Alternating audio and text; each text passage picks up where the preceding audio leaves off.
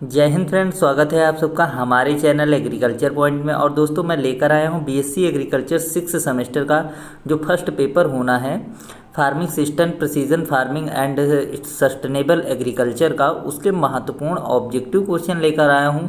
तो दोस्तों इस चैनल पर आप नए हैं तो चैनल को सब्सक्राइब कर लीजिए और बेल आइकन दबा दीजिए, जिससे आने वाली वीडियो की नोटिफिकेशन मिलती रहे। तो चलता हूँ पहले क्वेश्चन की तरफ। कृषि प्रणाली को प्रभावित करने वाले जैविक कारक कौन से हैं?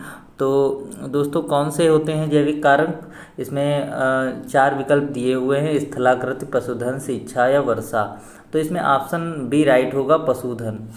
नेक्स्ट क्वेश्चन दोस्तों आता है, विविध कृषि प्रणाली को अन्यथा के रूप में जाना जाता है। तो किस रूप में दोस्तों जाना जाता है विविध कृषि प्रणाली को? तो IFS के रूप में जाना जाता है। ऑप्शन ए राइट होगा। नेक्स्ट क्वेश्चन आता है दोस्तों, निम्नलिखित में से कौन कृषि प्रणाली का उद्देश्य नहीं है? तो कौन नहीं दोस्तों है? तो इसमें दोस्तों एक संस्करण जोखिम जो होता है वह कृषि प्रणाली का उद्देश्य नहीं होता है।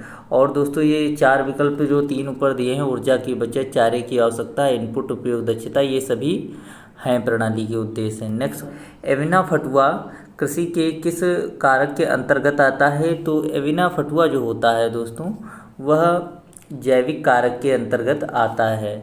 नेक्स्ट क्वेश्चन दोस्तों आता है, किसान को सर्वश्रेष्ठ सहयोगी उद्यम का सुझाव दें जब मुख्य उगाई जाने वाली फसल चावल है। तो दोस्तों इसमें मत्स्य उत्पादन कर सकते हैं चावल की खेती में, तो ये सुझाव मत्स्य उत्पादन का दिया जा सकता है।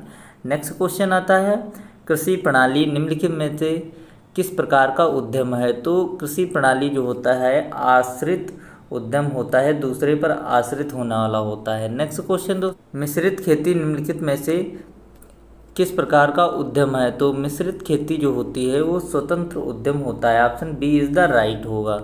नेक्स्ट क्वेश्चन आता है, कचरे का पुनर्चक्रण एंड अवशेष है। तो कौन है दोस्तों? सिद्धांत जो होता है कचरे का पुनर्चक्रण व अवशेष होता है। नेक्स्ट क्वेश्चन आता है, सार्वजनिक क्षेत्र में पशुओं के चरने को क्या कहते हैं? तो सार्वजनिक क्षेत्र में जब पशु चरेंगे तो उसे पशुपालन खेती कहते हैं। नेक्स्ट क्वेश्चन आता है दोस्तों, निम्नलिखित में से कौन सा सामाजिक आर्थिक कारक है कृषि प्रणाली? तो कृषि प्रणाली का कौन सामाजिक आर्थिक कारक है दोस्तों? तो इसमें उपरोक्त डी सही होगा, उपरोक्त में से सभी होंगे इसमें दोस्तों। तो इसमें पारिवारिक संरचना भी होगी, शिक्षा भी होगी, खाद्य वरीयता भी होगी। नेक्स्ट क्वेश्चन दोस्तों आता है 11 नंबर, कृषि कचरे को उत्पादक उद्देश्यों के लिए बेहतर ढंग से पुनर्नवीनीकरण किया जाता है, किस प्रकार की प्रणाली में किया जाता है? तो दोस्तों ये ए एंड बी दोनों आंसर सही होंगे इसमें। तो विशिष्ट कृषि प्रणाली व एकीकृत कृषि प्रणाली में किया जाता है। दोस्तों इसी प्रकार की नॉलेजफुल वीडियो तथा सेमेस्टर परीक्षा से संबंधित ऑब्जेक्टिव क्वेश्चन की वीडियो पाने के लिए मेरे चैनल को सब्सक्राइब कर लीजिएगा। और दोस्तों टाइम टू टाइम इस पर जानकारी बीएससी एग्रीकल्चर की दी जाती है और आंसर की भी आपकी परीक्षा की प्रोवाइड कराई जाती है। चलता हूँ अगले क्वेश्चन की तरफ। ओलेरीकल्चर से तात्पर्य है? तो ओलेरीकल्चर से सब्जी उत्पादन से या सब्जी खेती से तात्पर्य होता है। नेक्स्ट क्वेश्चन आता है, जेंडर ने के संदर्भ में कृषि प्रणाली है। तो जेंडर के संदर्भ में जो होता है वो कृषि प्रणाली संवेदनशील होती है। नेक्स्ट क्वेश्चन आता है दोस्तों, कृषि प्रणाली एक समग्र दृष्टिकोण है। तो option C is the right होगा इसमें दोस्तों, सी राइट होगा इसमें। नेक्स्ट क्वेश्चन आता है दोस्तों, विविध खेती में आय के बराबर कोई स्रोत नहीं, जैसे डैश डैश डैश कुल आय में। तो इसमें दोस्तों 50% होता है, तो इसमें option B is the right होगा, 50%। नेक्स्ट क्वेश्चन दोस्तों आता है, विशिष्ट कृषि प्रणाली का उद्देश्य है। तो दोस्तों विशिष्ट कृषि प्रणाली का उद्देश्य क्या होता है? तो इसमें उद्देश्य दोस्तों होता है उत्पादन का अधिकतमकरण, स्वयं का अधिकतमकरण और क्षेत्र का अधिकतमकरण। नेक्स्ट क्वेश्चन आता है दोस्तों, IFS की ओर जाता है। तो क्या जाता है IFS की ओर? उच्च लाभ लागत अनुपात। तो option B is the right होगा। नेक्स्ट क्वेश्चन आता है, निम्नलिखित में से किस उद्यम को एकीकृत किया जा सकता है? आर्द्र भूमि परिस्थिति तंत्र में। तो दोस्तों इसमें जो होता है ए एंड बी दोनों आंसर सही होंगे। कुक्कुट व मत्स्य पालन दोनों को किया जा सकता है। नेक्स्ट क्वेश्चन आता है, भारत में मुख्य रूप से कृषि प्रणाली की सिफारिश क्यों की जाती है? तो दोस्तों ऑप्शन इसमें बी राइट होगा। भारत की 70% जनसंख्या कृषि पर निर्भर है। नेक्स्ट क्वेश्चन आता है दोस्तों, निम्नलिखित में से कौन IFS का घटक नहीं है? तो इसका घटक जो होता है IFS का जो होता है रेशम उत्पादन नहीं होता है। इसमें ओलेरी कल्चर, विशेष खेती, बाढ़ आदि सभी आते हैं, लेकिन रेशम उत्पादन नहीं आता है। नेक्स्ट क्वेश्चन आता है, मृदा क्षमता को किसके द्वारा बढ़ाया जा सकता है? तो दोस्तों ये जो होता है कार्बनिक के द्वारा बढ़ाया जा सकता है। Option B is the right होगा। नेक्स्ट क्वेश्चन आता है, कौन सा उद्देश्य लाभ लागत अनुपात का पक्षधर है? तो कौन सा है दोस्तों? उच्च इनपुट उपयोग दक्षता। Option A is the right होगा। नेक्स्ट क्वेश्चन आता है,